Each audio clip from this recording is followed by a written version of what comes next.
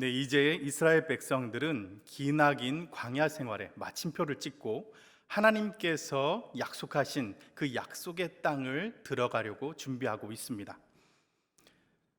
벌써 들어가려도 40년 전에 들어갔어야 할 그 땅인데 오랜 시간 동안 돌고 돌아서 이제 요단강 앞에 도착하게 되었습니다.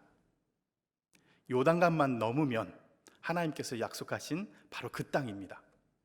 이스라엘 백성들을 이끌고 온 여호수아와 갈렙은 그렇게 거칠게 흐르고 있는 요단 강물을 바라보면서 무슨 생각을 했을까요? 아마 40년 전에 있었던 일을 떠올리지 않았을까요? 40년 전에 바란 광야에서 12명의 정탐꾼이 가나안 땅에 들어가서 정탐 활동을 했습니다. 40일 동안 그 모든 곳을 다 둘러보고 와서 이스라엘 백성들에게 보고를 합니다. 과연 그 땅은 하나님께서 약속하신 것처럼 젖과 꿀이 흐르는 땅이 맞습니다. 하지만 그곳에 사는 거주민들이 너무나 강력합니다. 그 성읍들은 너무나도 견고합니다. 심지어 네피림의 후손인 아낙 자손의 거인들도 있습니다. 이런 보고를 합니다. 그들이 거짓말한 것 아니죠. 그들이 그곳에서 보고 느낀 것을 이야기한 것입니다. 그들이 가나안 땅에 들어갔을 때 마주하게 될 현실을 보고한 것입니다. 너무나 두려운 마음이 들어서 그들이 보기에 우리들이 메뚜기와 같았을 것이다 라고 이야기하기도 했습니다. 이런 보고를 듣고 있었을 때 눈의 아들 여호수아와 그리고 여분네의 아들 갈렙은 옷을 찢으면서 다른 보고를 합니다. 그 이야기가 맞습니다. 하지만 그 사람들을 두려워할 거 하나 없습니다. 그들은 우리들의 밥입니다. 그들의 보호자들은 이미 떠났습니다. 하나님께서 우리와 함께 하시는데 뭐가 두렵습니까? 라고 이렇게 간절하게 호소하는 모습을 보게 됩니다. 12명이 똑같은 곳을 다니며 똑같은 것을 보았습니다. 하지만 10사람과 이 두 사람은 다른 이야기를 합니다. 10사람은 현실을 보았고 두 사람은 믿음의 눈으로 바라봤습니다. 이처럼 믿음과 현실 사이에는 간극이 있습니다. 이스라엘 백성들은 믿음을 선택한 것이 아니라 현실을 선택했습니다. 그래서 그들은 40년 동안 광야를 떠돌아야만 했습니다. 분명히 하나님께서 약속하셨고 우리에게 감동도 주셨고 확신도 주셨는데 현실을 마주하게 되면 그것이 어느 것 하나 들어맞지 않는 경우가 있습니다. 그럴 때 많이 마음적으로 힘듭니다. 고통스럽습니다. 우리가 믿음으로 이겨내야 되고 극복해야 된다는 것은 익히 잘 알고 있는데 막상 현실에 들어가면 너무나 두렵고 무서워서 옴짝달싹 못하는 경우들이 많습니다. 만약 여기서 막혀버리면 광야로 되돌아간 이스라엘 백성들과 다를 바가 없어집니다. 하나님을 원망하고 모든 것을 다 하나님으로 탓하는 그런 어리석은 백성이 되고 말 것입니다. 이렇게 믿음과 현실 간의 문제를 어떻게 해결할 수 있을까요? 오늘 본문 말씀 우리가 함께 살펴보면서 그 해답을 찾아가는 시간 되기를 바랍니다. 첫 번째로 우리가 현실에 맞서는 믿음을 가지려면 하나님의 언약을 따라가야 합니다. 14절 말씀 우리가 함께 보도록 하겠습니다. 백성이 요단을 건너려고 자신들의 장막을 떠날 때 제사장들은 언약궤를 메고 백성 앞에서 나아가니라. 이스라엘 백성들이 요단강을 건넌 이 사건은 홍해를 건넌 사건과 비견할 수 있을 정도로 아주 엄청난 사건이었습니다. 요단강과 홍해를 건넌 사건은 둘 다 물을 건넌 사건이죠. 그리고 하나님께서 건너게 하신 사건이었습니다. 하지만 이 두 사건 사이에는 좀 큰 차이가 있습니다. 홍해를 건널 때는 하나님께서 모세를 통하여 말씀해 주셨습니다. 이스라엘 백성들은 무슨 일이 일어난지 알지도 못했습니다. 하나님께서 모세에게 지팡이를 내밀라 하셨죠. 그래서 모세가 지팡이를 내밀었더니 홍해가 갈라지는 모습을 보게 되었습니다. 그 길로 이스라엘 백성들이 건넜습니다. 요단강을 건널 때는 어땠습니까? 동일하게 하나님께서 여호수아에게 말씀해 주셨습니다. 하지만 여호수아는 하나님께서 하신 말씀을 자신 혼자 간직하고 있지 않았습니다. 여호수아 1장 10절에서 11절 말씀 우리가 다 함께 보도록 하겠습니다. 이에 여호수아가 그 백성의 관리들에게 명령하여 이르되 진중에 두루다니며 그 백성에게 명령하여 이르기를 양식을 준비하라. 사흘 안에 너희가 이 요단을 건너 너희 하나님 여호와께서 너희에게 주사 차지하게 하시는 땅을 차지하기 위하여 들어갈 것임이니라 하라. 여호수아는 하나님께서 주신 이 언약, 약속, 말씀을 자기 혼자만 가지고 있었던 것이 아니라 백성의 관리들에게 그대로 전달해 주었습니다. 그리고 백성의 관리들에게 이렇게 말합니다. 진중에 다니면서 이 하나님의 말씀을 다 전해라 라고요. 그래서 이스라엘 백성들은 하나님께서 어떤 계획을 가지고 계신지, 그리고 자신들은 무슨 준비를 해야 되는지 이미 다 알고 있었습니다. 그렇게 다 알게 되었을 때 여호수아는 이스라엘 백성들을 데리고 요단 강가로 나오게 된 것입니다. 왜 이런 차이가 날까요? 홍해는 하나님께서 이스라엘 백성을 구원하시기 위해서 강권해서 건너게 하신 것입니다. 그러나 요단은 구원받은 이스라엘 백성들이 하나님의 뜻을 이루기 위해서 그들이 건너야 하는 곳이었기 때문에 차이가 나는 것입니다. 여러분, 우리는 신앙은 각자일 수 있습니다. 구원받는 것은 각자일 수 있습니다. 그러나 하나님의 뜻을 이루어가는 것은 함께 해야 합니다.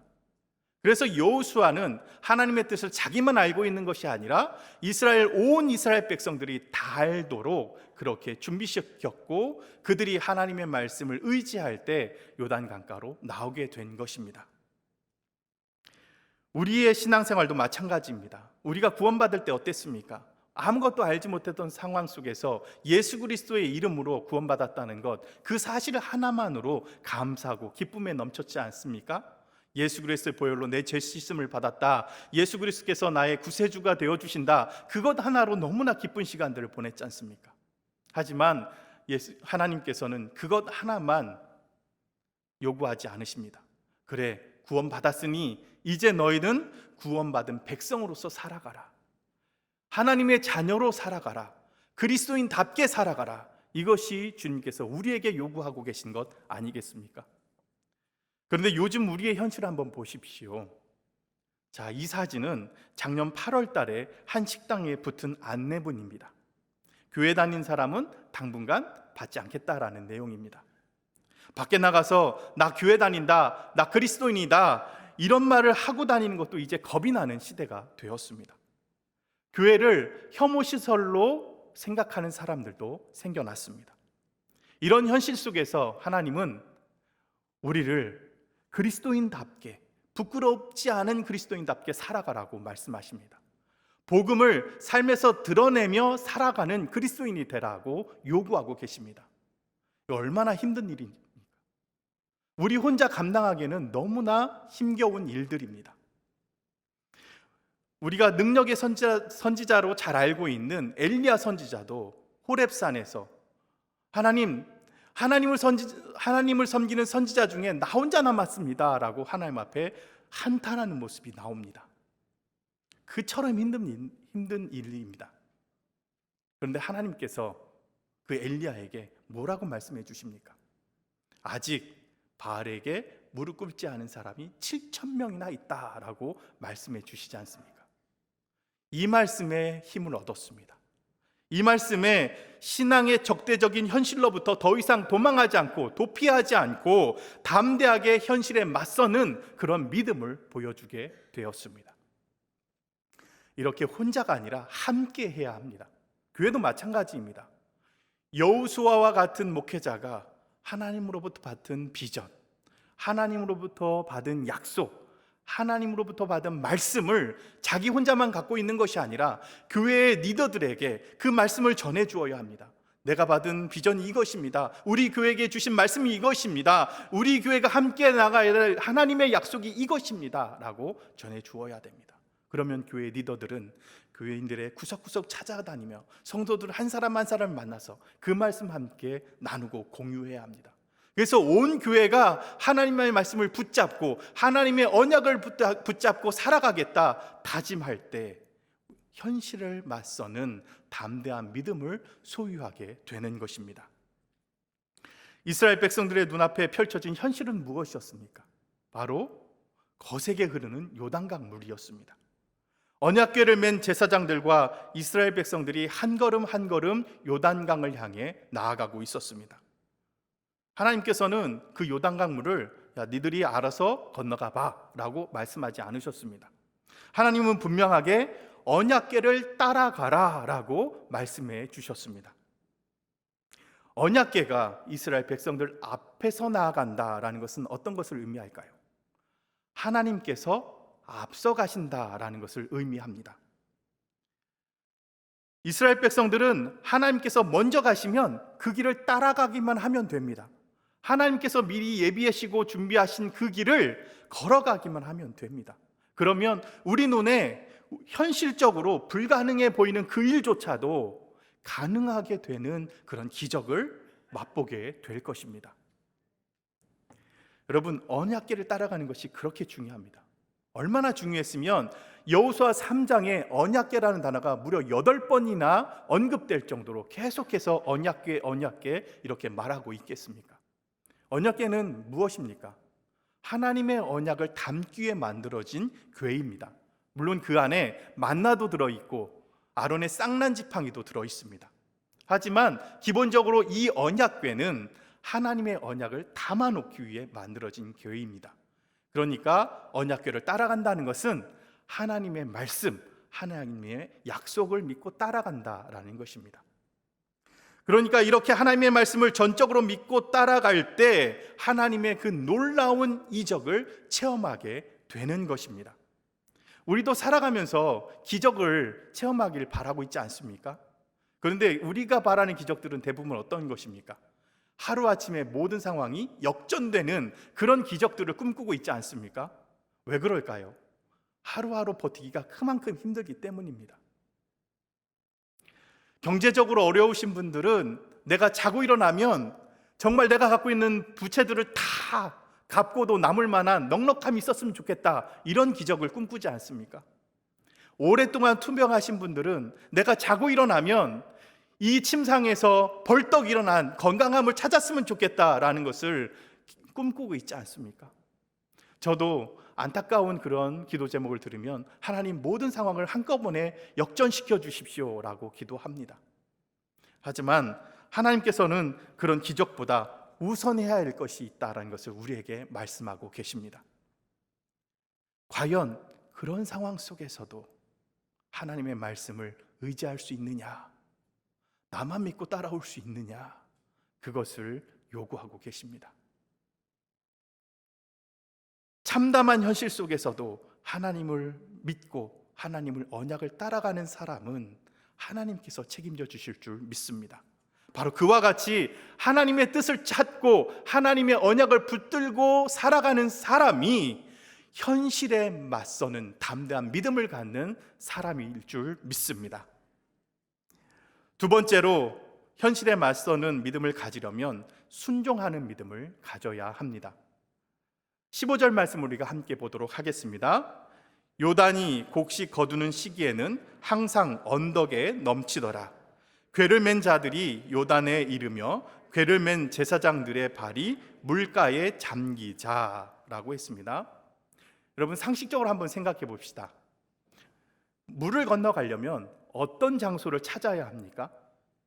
강폭이 제일 좁고, 그리고 물 깊이도 제일 얕고, 유속도 제일 느린 곳을 찾아가야 하는 것이 맞지 않습니까? 그런데 이스라엘 백성들은 지금 하필이면 요단강 중에서도 제일 물이 많을 때 요단강 앞에 서 있는 것입니다. 지금 오늘 본문에서는 요단이 곡식 거두는 시기에는 항상 언덕에 넘쳤다라고 했습니다. 곡식 거두는 시기에는 늦은 비가 내리는 시기입니다. 비가 많이 내린다는 거예요. 그리고 이때는 헐몬산의 눈이 녹아서 그 녹아내린 물이 막대하게, 그리고 요단강이 한꺼번에 유입되는 시기입니다. 그러니까 요단강 물이 굉장히 많이 불어나고, 그리고 물이 엄청나게 콸콸콸 흐르는 시기라는 것이죠. 지금은 요단강 물이 좀 굉장히 좁고 그리고 물도 많지 않지만 과거 이스라엘 백성들이 이 요단강을 건널 때 그때는 좀 달랐습니다. 평소에 건기 때에도 한 폭이 30m 정도 되었다고 하고요. 그리고 깊이는 한 1m 정도 되었다고 합니다. 그러면 충분히 건널만 하죠. 그런데 우기 때가 되면 이 물이 엄청나게 많아져서 강폭도 굉장히 넓어지고 깊이도 굉장히 깊어지고 물살도 굉장히 빨랐습니다. 물살을 바라보는 것만 해도 두려움이 들 정도로 굉장히 그 물결이 거칠게 흘러나갔다고 합니다. 여러분, 우리가 산책을 많이 하는 청계천도 장마가 져서 물이 불어나면 어떻게 됩니까? 그곳에 통제선을 치죠. 거기 들어가지 말라고. 왜 그렇습니까? 함부로 들어갔다가 실족해서 넘어지면 그 급류에 떠내려가는 그런 불상사가 생기기 때문입니다. 그런데 하나님은 이 청계천보다도 훨씬 더 위험천만한 요단강 물로 자꾸 들어가라고 말씀하십니다. 왜 그럴까요?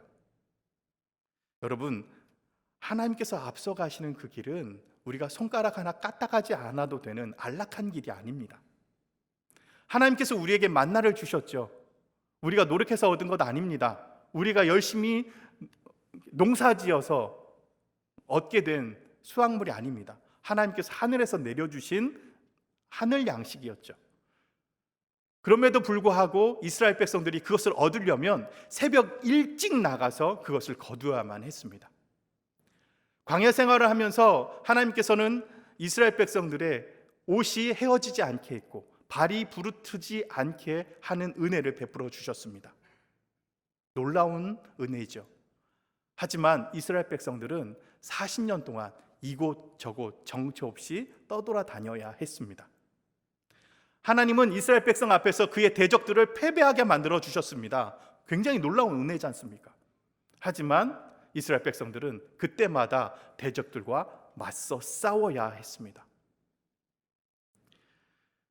역대하 20장에 보면 주만 바라볼지라 라고 찬양하면서 적군들을 물리쳤던 여호사밧 왕의 이야기가 나옵니다. 암몬 군대가 쳐들어왔을 때 여호사밧 왕에게는 그와 맞설 군대가 없었습니다. 그래서 찬양대를 조직해서 하나님 앞에 주만 바라볼지라 하는 찬양을 올려드리며 하나님만을 의지했습니다. 그런데 여호사밧 왕이 그렇게 찬양한 곳이 안전한 곳에 숨어서 하나님을 찬양한 것 아닙니다. 암몬 군대가 이스라엘 백성들을 죽이겠다고 고함을 치며 무기를 들고 달려드는 그 모습을 바라보면서 그 앞에서 하나님만을 바라봅니다 라고 찬양한 것입니다. 목숨을 걸고 찬양한 것이죠. 하나님께서 앞서가는 길은 바로 이와 같이 두려움이 있고 위험한 길입니다. 그럴 때가 훨씬 더 많이 있습니다. 그와 같이 언약궤를 맨 제사장들도 두려움에 가득했습니다. 제사장들이 요단물에 도착했을 때 제사장들의 주변에는 아무도 없었습니다. 왜 그럴까요? 하나님께서 이스라엘 백성들보다 2000규빗 앞에 가라고 했기 때문입니다. 지금으로 말하면 대략 1km 정도 앞서 행진했어야 됐습니다. 그러니까 제사장들이 언약궤를 메고 요단강에 도착했을 때는 그 주변에 제사장들을 도와줄 사람이 단 한 사람도 없었습니다. 잘못해서 그 빠르게 흐르는 요단물가에 발을 헛디디기만 하면 그저 그 급한 물속으로 제사장들이 다 빨려들고 말 위험한 상황에 놓여 있었습니다. 하지만 제사장들은 이 요단물 강가까지 어떻게 나왔습니까? 그들은 하나님께서 하신 약속 믿고 나온 사람들입니다. 여호수아 3장 13절 말씀 우리가 다 함께 보도록 하겠습니다. 주 여호와의 궤를 맨 제사장들의 발바닥이 요단 물을 밟고 멈추면 요단 물 곧 위에서부터 흘러내리던 물이 끊어지고 한 곳에 쌓여 서리라 이렇게 말했습니다. 하나님께서 주신 분명한 약속이죠. 하나님께서 약속하셨기 때문에 이 일이 분명히 일어날 줄 알았습니다. 그래서 이 약속을 믿고 요단강 물 앞에까지 온 것입니다. 그런데 거기서 더 나아가지 못하고 있습니다. 정말 그 빠르게 흐르는 거칠게 흐르는 요단강 물에 발 하나 담그는 것이 너무나 두렵습니다. 제사장들은 자신들이 발을 담그면 그 결과가 어떻게 나타날지 분명히 알고 있었습니다. 하나님께서 그 물을 갈라지게 해준다, 끊어주게 한다라고 이미 약속하셨지 않습니까? 알고 있었지만 지금 당장 너무 무섭습니다. 그게 현실인 거죠. 그래서 나아가지 못하고 있었습니다. 그래서 로렌 커닝햄 목사님은 벼랑 끝에 서는 용기라는 책에서 이렇게 말합니다. 믿음으로 사는 비결은 방법에 있지 않다. 그 비결은 하나님 음성을 듣고 순종하고 믿는 것이다 라고 말하고 있습니다. 제사장들은 겨우 하나님의 말씀에 순종하고 있었습니다. 한번 15절 말씀 후반절을 한번 우리가 자세히 한번 보도록 하겠습니다. 15절 말씀 후반절을 보면 이렇게 기록하고 있습니다. 궤를 맨 제사장들의 발이 물가에 잠기자라고 했죠. 제사장들의 발이 잠겼다라고 했습니다. 제사장들이 자신의 발을 물에 잠근 것이 아니라 잠기게 되었다라는 것이죠. 여기서 또 잠긴다라는 말은 히브리어로 타발이라는 말을 사용하고 있습니다. 살짝 적시다라는 의미를 가지고 있습니다. 그것도 본문에서는 수동태로 쓰여지고 있습니다. 어떻게 된 겁니까? 이 상황을 한번 머릿속에 한번 그려보시기 바랍니다. 물 앞에까지는 나왔습니다. 하지만 너무 거칠게 흐르는 요단강물이 무섭습니다. 그러니까 발을 내밀어야 되는데, 발을 담궈야 되는데 너무나 무서워서 선뜻 발을 뻗지 못합니다. 주저주저 하다가 어떻게 발이 살짝 미끌려서 그 요단강물이 발에 적셔진 그런 모습처럼 그려지지 않습니까? 이렇게 제사장들은 겨우 발을 적시는 모습으로 미약하게 순종했습니다. 하지만 하나님은 이 미약한 순종을 굉장히 크게 보셨습니다. 어떻게 크게 보셨을까요? 하나님은 물길을 아주 가로막아 버리셨습니다. 16절 말씀 우리가 다 함께 보도록 하겠습니다.